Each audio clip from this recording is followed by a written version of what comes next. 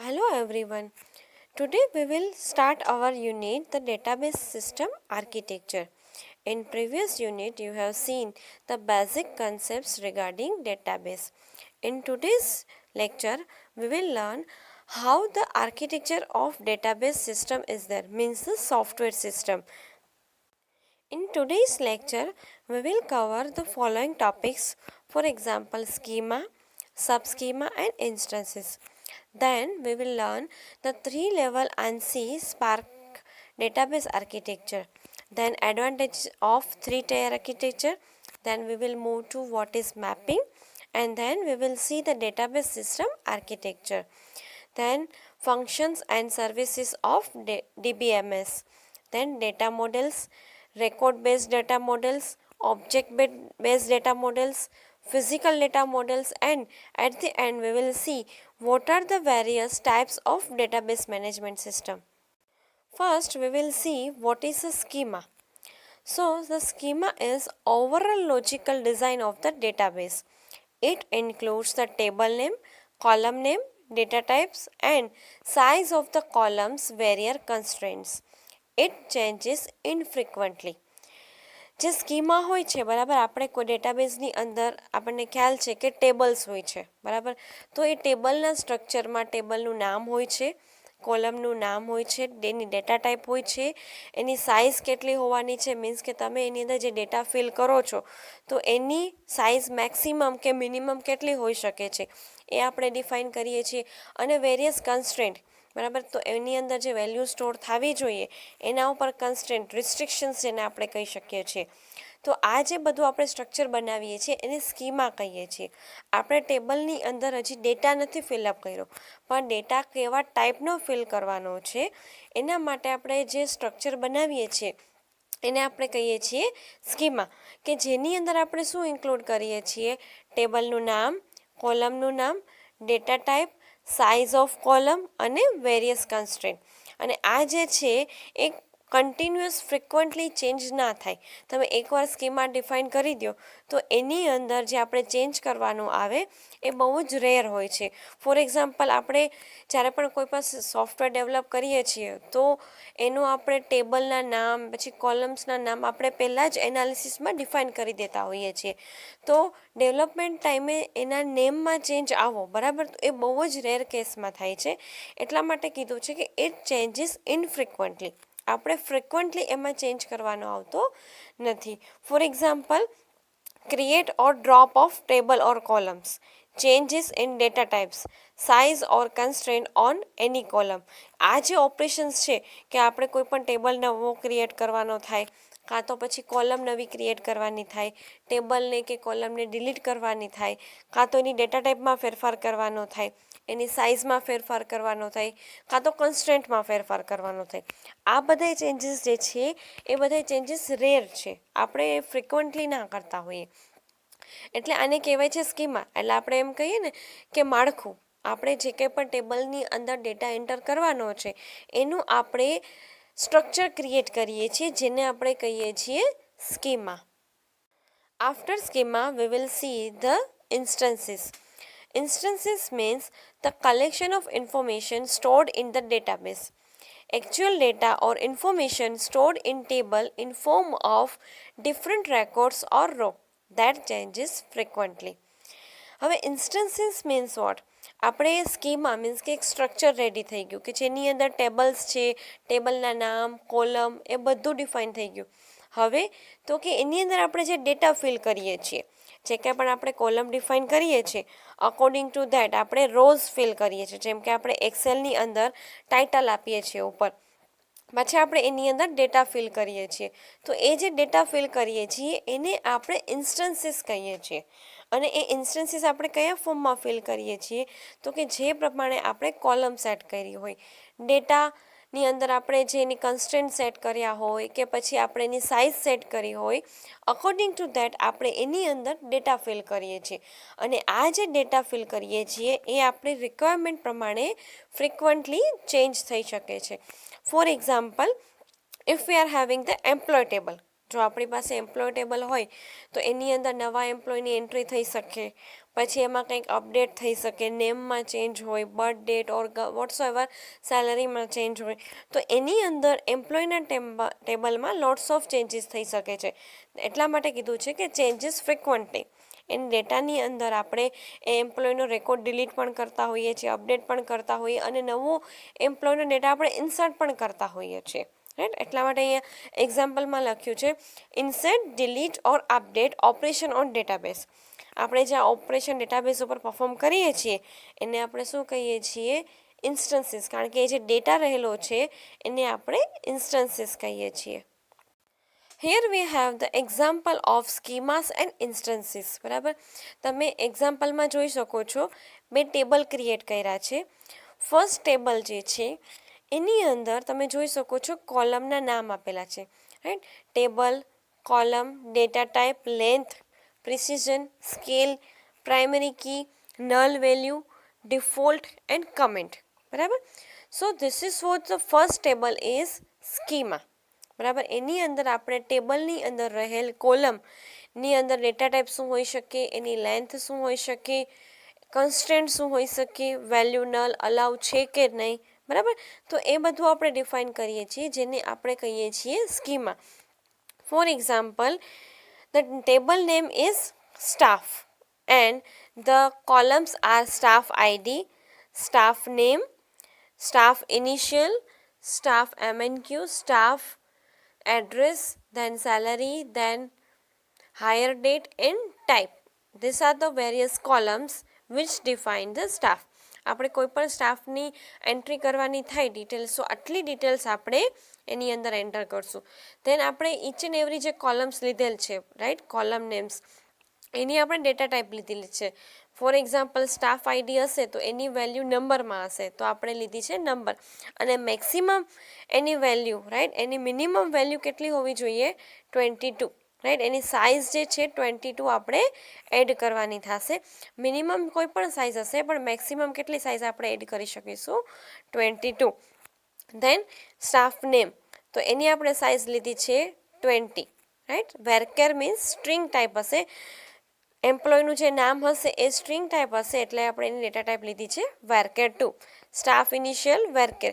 તો આવી રીતે આપણે કોલમના નેમ અને સાથે સાથે એની ડેટા ટાઈપ સ્પેસિફાઈ કરી છે. સાથે જ્યાં રિક્વાયર્ડ છે ત્યાં આપણે લેન્થ પણ સ્પેસિફાઈ કરી છે. ધેન બીજી જે છે પ્રિસિઝન. બરાબર, એમાં કેટલું પ્રિસિઝન જોઈએ છે?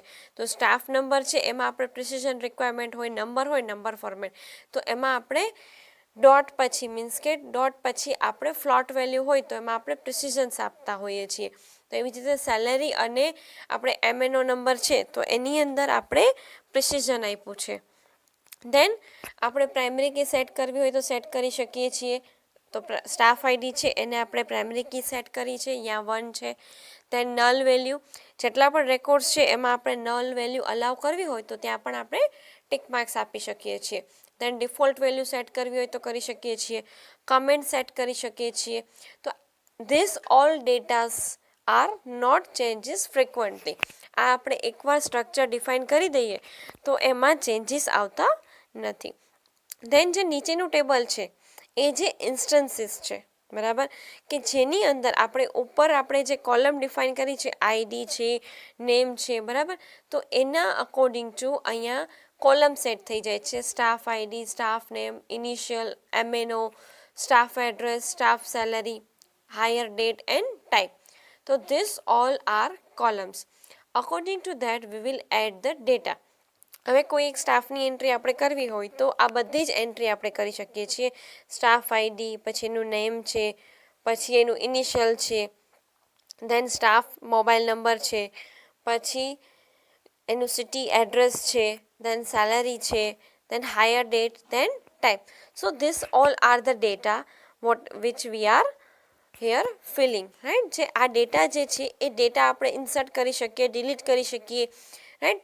સો આ જે બધા છે રેકોર્ડ્સ છે જે આપણે રો ફોર્મમાં એન્ટર કરીએ છીએ.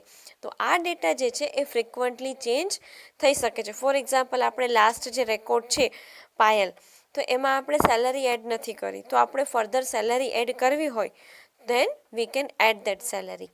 બરાબર, તો એને આપણે ફ્રિકવન્ટલી ચેન્જ કરીએ છીએ.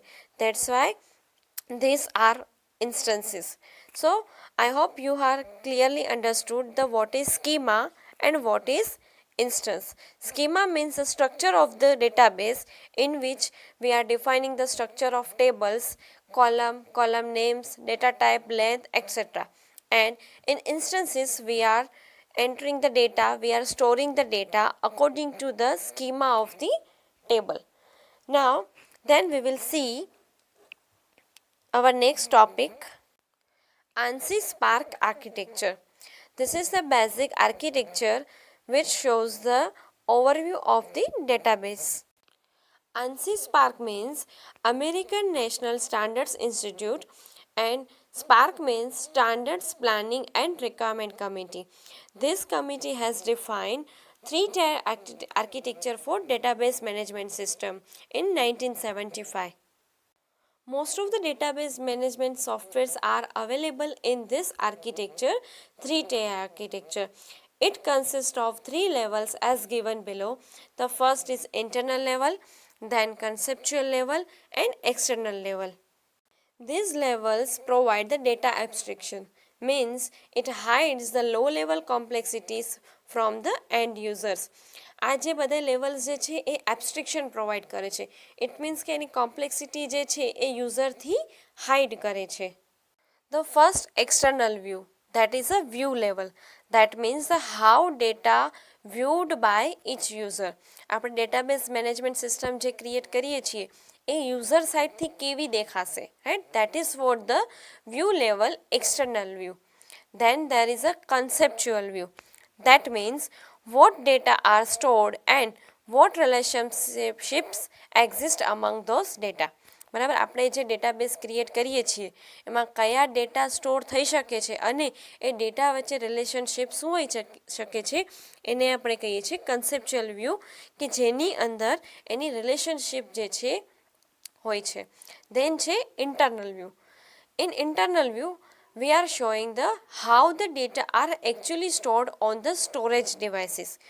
આપણે જે ડેટા એકચ્યુઅલમાં સ્ટોર થાય છે આપણી સિસ્ટમની અંદર, હાર્ડ ડિસ્કની અંદર ડેટા એકચ્યુઅલમાં કેવી રીતે સ્ટોર થાય છે એ આવે છે ઇન્ટરનલ વ્યૂ, કે જે વ્યૂ કોઈ ડેવલપર કે એ પણ જોઈ શકતા નથી.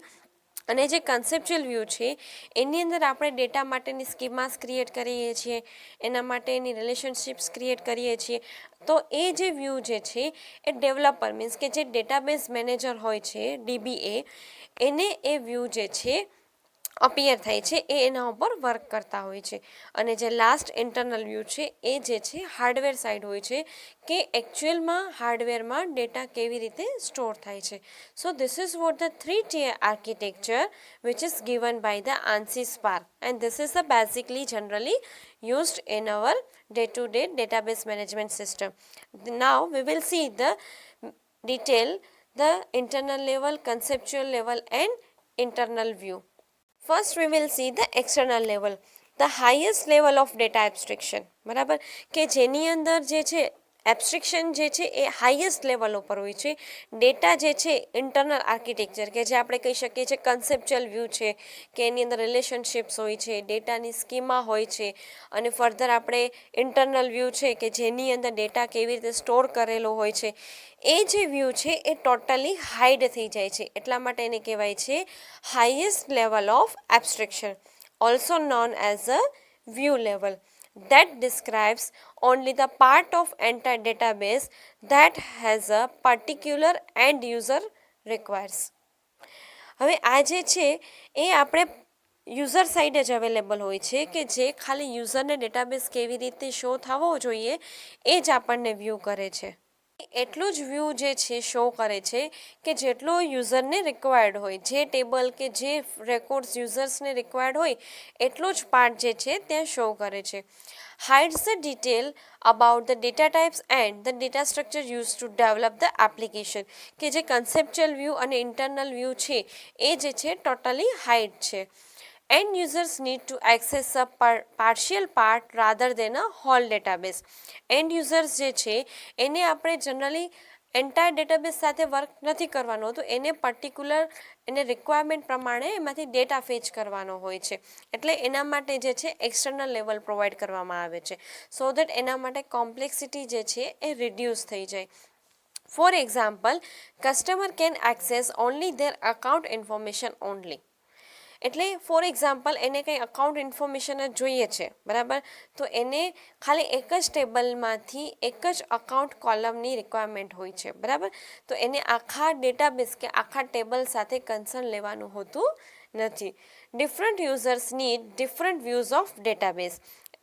જે પ્રમાણે યુઝર હોય વેરિયસ યુઝર્સ એ પ્રમાણે એની રિક્વાયરમેન્ટ અલગ હોય, તો એના માટે એક્સટર્નલ લેવલ મીન્સ કે આપણે જે એક્સટર્નલ વ્યૂ જે છે વ્યૂ લેવલ એ ડિફરન્ટ હોઈ શકે છે. ડિફરન્ટ યુઝર્સ માટે એ વ્યૂ ડિફરન્ટ હોઈ શકે છે.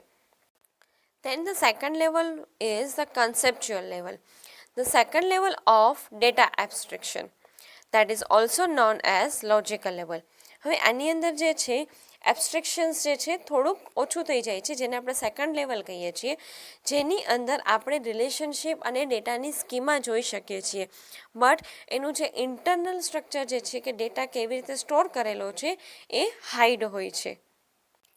That describes what data are stored in the database and what relationships exist among those data. કયા ડેટા સ્ટોર કરેલા હોય છે અને એની રિલેશનશિપ શું છે, તો એ આપણે આ લેવલમાં વ્યૂ કરી શકીએ છીએ. DBA and designers work at this level, કે જે આ ડેટાબેઝને મેનેજ કરે છે, મેન્ટેન કરે છે, એ ડીબીએ અને ડેટાબેઝ ડિઝાઇનર્સ જે છે આ લેવલ ઉપર વર્ક કરતા હોય છે. Then we have third level, which is the internal level, that is the lowest level of data abstraction. એની અંદર એબ્સ્ટ્રેક્શન જે છે એ લોવેસ્ટ લેવલનું હોય છે, કે જેની અંદર ડેટા એકચ્યુઅલી કેવી રીતે સ્ટોર કરેલો હોય છે એ હોય છે. That is also known as physical level. That describes how the data are actually stored on the storage devices. જે કાંઈ પણ સ્ટોરેજ ડિવાઇસીસ હોય છે એની અંદર ડેટા એકચ્યુઅલી કેવી રીતે સ્ટોર કરેલું હોય છે એ આની અંદર ડિસ્ક્રાઇબ કરવામાં આવે છે. That provides the internal view of physical storage of data. Physically એકચ્યુઅલમાં ડેટા કઈ રીતે સ્ટોર કરેલો હોય છે એનું ઇન્ટરનલ વ્યૂ આ વ્યૂની અંદર આ લેવલે આપણે જોઈ શકીએ છીએ. Deals with the data structure, file structure and access method. આપણે ડેટા સ્ટ્રક્ચરમાં જે છે વેરિયસ ડેટા કેવી રીતે અરેન્જ થાય છે, કેવી રીતે સ્ટોર થાય છે અને કેવી રીતે મેનેજ થાય છે એના માટેના વેરિયસ ડેટા સ્ટ્રક્ચર જોવાના છીએ. ફોર એક્ઝામ્પલ ક્યુ છે, સ્ટેક છે, ટ્રી છે, તો આ બધા જે છે ડેટા સ્ટ્રક્ચર છે કે જે ફોર્મમાં ડેટા ડિસ્કમાં સ્ટોર થાય છે. પછી વેરિયસ ફાઇલ સ્ટ્રક્ચર્સ છે, આપણે ડિરેક્ટરી સ્ટ્રક્ચર જોતા હોઈએ છીએ કે એની અંદર ફાઇલ્સ કેવી રીતે મેનેજ કરેલી હોય છે. પછી એક્સેસ મેથડ, કે એમાંથી ડેટા આપણે કઈ રીતે એક્સેસ કરવાનો છે. તો આ જે છે કન્સેપ્ટ છે, ડેટા સ્ટ્રક્ચર છે, ફાઇલ સ્ટ્રક્ચર છે, એક્સેસ મેથડ્સ, આ લેવલની અંદર ઇન્ક્લુડ થાય છે. That also deals with the data compression and encryption techniques.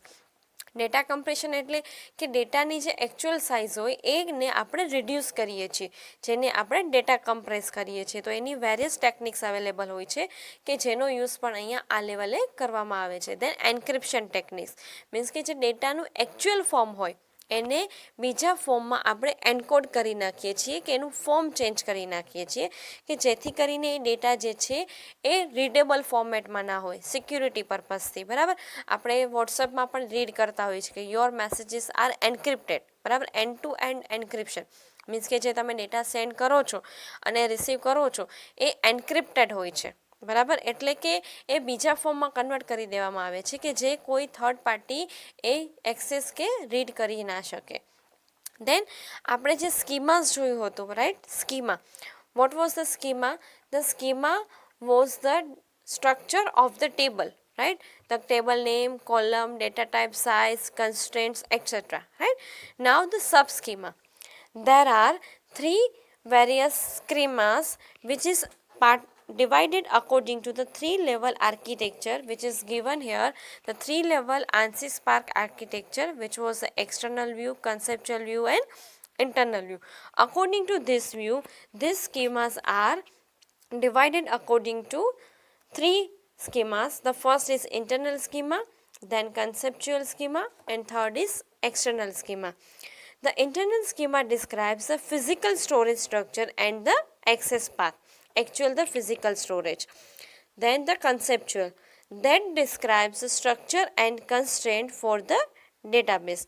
Internal schema જે છે એની અંદર ફિઝિકલ સ્ટોરેજ સ્ટ્રક્ચર, બરાબર, કે ડેટા કઈ રીતે આપણે સ્ટોર કરવાનો છે એ સ્ટોરેજ સ્ટ્રક્ચર અને એક્સેસ પાથ, કે આપણે એને કેવી રીતે એક્સેસ કરી શકીએ છીએ. ધેન છે કન્સેપ્ચ્યુઅલ. એ શું ડિસ્ક્રાઇબ કરે છે તો કે એ સ્કીમાનું સ્ટ્રક્ચર એન્ડ કન્સ્ટ્રેન્ટ, કે આપણે ડેટાબેઝ માટેનું સ્ટ્રક્ચર અને કન્સ્ટ્રેન્ટ જે છે, કન્સ્ટ્રેન્ટ્સ કે આપણે જેને રિસ્ટ્રિક્શન્સ કહી શકીએ છીએ, એને એડ કરીએ છીએ. Then external schema that describes different views of the database at view level, બરાબર, કે એ યુઝર સાઇડથી કયા કયા વ્યૂમાં એ જોઈ શકાય છે. That is also referred as a subschema, as it represents the part of a database to the end user. યુઝરને જે રિક્વાયરમેન્ટ હોય એના રિક્વાયરમેન્ટ પ્રમાણે આપણે ડેટાબેઝનો કે ટેબલનો વ્યૂ આપવો પડે, જેને આપણે કહીએ છીએ external schema. That is also known as subschema. Then we will see the mapping. Now we have seen the three views of database architecture, which is a 3-tier architecture, and various 3 schemas. Right? The schemas are divided into 3 parts: external, internal, and conceptual. Now we will see the data mapping between these schemas: external schema, conceptual schema, and internal schema. In this, the end users are referring only their own external schema. They request to the conceptual schema according to his requirement for the particular data, and that request is transferred to the conceptual schema, and this request then transferred to the internal schema.